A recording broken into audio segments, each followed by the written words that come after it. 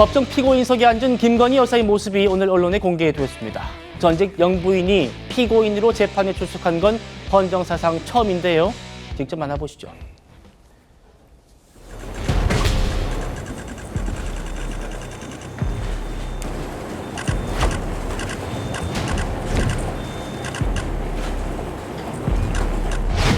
피고인 들어오시라고 하시죠.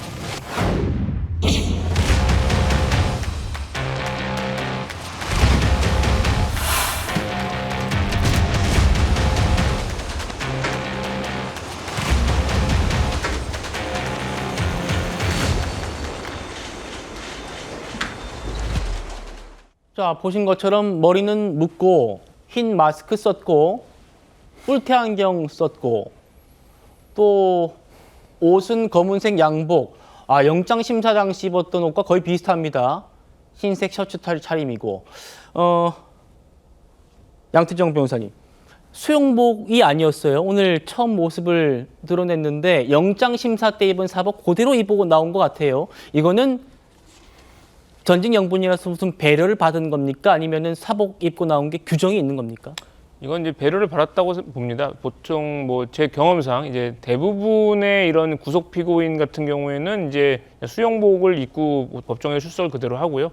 수영복을 입었을 때는 이제 수영복 이제 오른쪽 가슴편에 이제 수영번호가 이제 기재된 그렇게 기재된 옷을 보통 이제 색깔에 따라서 뭐 황토색을 입든지 이제 보통 흔히 영화에서 볼 수 있는 그런 형식의 수영복을 입고 나오는 게 대부분인데 아무래도 이제 전직 대통령의 이제 배우자 신분인 영부인 신분이었다는 것을 감안을 해서 뭐 그런 면에 있어서는 저렇게 뭐 정장 차림도 허용을 한 걸로 보이고 특히나 이제 마스크를 착용하고도 재판에 나왔다는 게 저는 조금 인상 깊게 보았는데 이제 코로나가 지난 이후에 대부분 마스크를 쓰더라도 뭐 아주 호흡기 질환이 있지 않는 경우에는 재판장이 대부분 마스크를 벗으라고 보통 요구하는 경우가 많거든요. 그럼에도 불구하고 이제 마스크 쓰겠다는 거에 점에 대해서는 뭐 아무래도 그 이제 여성이기 때문에 뭐 화장이라든가 그런 거에 대해서 조금 나름의 재판부 내지는 이제 구치소 쪽에서 좀 배려를 한 게 아닌가라는 생각이 들었습니다. 송국근 본부장님, 얼마 전에요 외부 진료를 받으러 간 적이 있잖아요. 김건희 여사가 그때 손에 수갑도 찾고 발에 전자발찌도 찾는 사진이 포착돼서 좀 화제가 됐었는데 다시 한번 볼까요? 예, 오늘은 수갑은 없었어요. 이렇게 손은 모으고는 있지만 대신 가슴에 말씀하신 4398 수용번호를 배지처럼 달았더라고요. 오늘 공개된 첫 모습 어떻게 보셨습니까?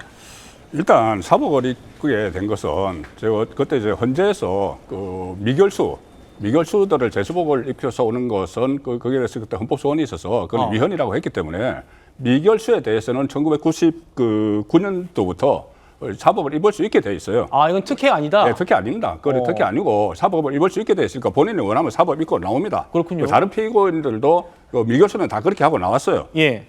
기억하시겠지만 박근혜 전 대통령도 처음에 미결수 때 그때 출석을 했지 않습니까? 네. 그때도 그때는 동그란 배지를 달고 놨죠. 동그란 배지에 그 번호가 적혀 있고 거기에 대해서 어떤 혐의 같은 것이 이렇게 약식으로 적혀 있었다. 그런데 그때하고 지금하고 비슷해요.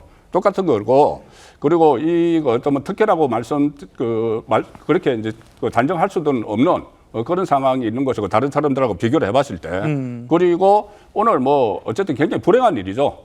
그렇죠. 전직 대통령 부인이 또 전직 대통령도 같이 수용 생활을 하고 있고 또 곧 또 재판에 출석을 해요. 그때도 아마 이제 사복을 입고 나올 텐데 미결수기 때문에 이런 문제들에 대해서 어떤 사회적인 이목이 집중되는 건 어쩔 수 없지만 좀 더 본질적으로 들어갈 필요는 있다고 봐요. 지금 받고 있는 혐의들이 재판이 이제 첫 시작된 거지 않습니까? 뭐 도이치모터스 조작 사건이나 명태균씨 사건이나 아니면 뭐 건진법사 이야기 이런 것들이 앞으로 재판이 시작이 되는데 재판이 어떻게 진행이 될지 이런 부분을 좀 더 관심을 갖고 지켜봤으면 하는 거고 네. 또 하나는 또 특검이 또 특히 김건희 특검이 별건 수사를 많이 한다. 그래서 김건희 여사와 직접 관련이 없는 사건들을 수사해서 많이 구속이 되고 했는데 또 기간을 연장을 하지 않습니까? 연장을 하는 이 부분이 과연 온당한가? 국고를 또 그렇게 들여가지고 더 어떻게 보면 일부 특검의 검사들은 더 이상 수사할 게 없다는 이야기를 한다고 해요. 그런데 지금 민주당에서 TF가 구성이 돼 있죠. 세계 특검을 지원을 하는 TF. 그래서 그 민주당의 TF의 지침에 따라서 계속 이 특검이 연장되고 하는 것 아닌가. 그런 부분에 저희들이 좀 더 집중해서 볼 필요도 있다고 봅니다. 알겠습니다. 김건희 여사의 건강을 궁금해하는 목소리도 많았는데요. 얼마 전에 앞서 말씀드렸습니다만 저혈압 증세로 외부 진료를 받았는데 그때는 휠체어를 탔었습니다. 그런데 오늘 김건희 여사 살짝 휘청이는 모습은 보였어요. 이렇게요. 이렇게 휘청이는 모습 보였습니다만 뭐 휠체어는 아니고 스스로 걸어서 착석을 했고 또 변호인들과도 직접 대화를 나누는 그런 정도였기 때문에 송채무 부장님 뭐 예. 큰 건강상의 우려했던 부분까지는 아니었던 걸로 보입니다. 겉으로 보기엔 그렇게 보입니다. 근데 뭐 알 수는 없는 거죠. 근데 뭐 김건희 여사가 지금 병세를 입장을 말하고 있는 것이 뭐 저혈압이라든지 뭐 우울증이라든지 이런 것들을 이야기하고 있는데 이런 것들을 사실 약으로 어느 정도 그래도 치료가 되는 부분들이 있거든요. 그렇기 때문에 그런 것들을 지금 수감 중이라 하더라도 그런 것들조차도 못 먹게 한다거나 그런 환경은 아니기 때문에 충분히 건강을 회복할 수 있다고 생각하고요. 저는 예. 김건희 여사가 본인이 지은 죄에 대해서 죄값을 오롯이 치르길 바랍니다만 무슨 건강이나 이런 것들은 회복되길 바랍니다. 그래서 뭐 무사히 본인의 처해진 재판에 대해서 끝까지 다 받을 수 있는 그런 건강을 갖고 예. 국민들 앞에서 본인이 지은 죄에 대해서 죄값을 다 하나하나 다 더도 말고 덜도 말고 지은 죄만큼만 치르면 되는 겁니다. 그런 과정을 다 오롯이 소화할 수 있기를 바란다는 말씀드리겠습니다. 알겠습니다. 오늘 여러분께서 보시고 있는 이 법정 촬영본 김 여사 측은 반대를 했었습니다. 그런데 법원이 허용을 결정해서 이렇게 공개가 됐는데요. 판사 얘기 들어보시죠. 피고인이 널리 알려져 있는 공인으로 국민적 관심이 지대한 사안의 경우 국민의 알 권리 충족 차원에서 공정한 재판과 무죄 주장의 원칙을 해하지 아니하는 필요 최소한도의 범위 내에서 관련 정보가 알려질 필요도 있습니다. 이에 서울중앙지방법원 공판 절차 개시 관련해서 법정 촬영 신청에 대해 다음과 같이 허가하였습니다. 서 의원님, 김건희 여사 측에서는 촬영으로 인해서 적극적인 재판 참석이 저하되는 심리가 생길까 우려된다. 뭐 그것보다는 밑에요. 내 방어권이 침해되고 여론 재판으로 흐를 수 있기 때문에 저는 모습 공개되는 거 원치 않습니다라고 입장을 밝혔단 말입니다. 재판부에. 하지만 재판부는 국민적 관심이 높기 때문에 우리는 결정 그렇게 하겠다. 어떻게 보셨습니까?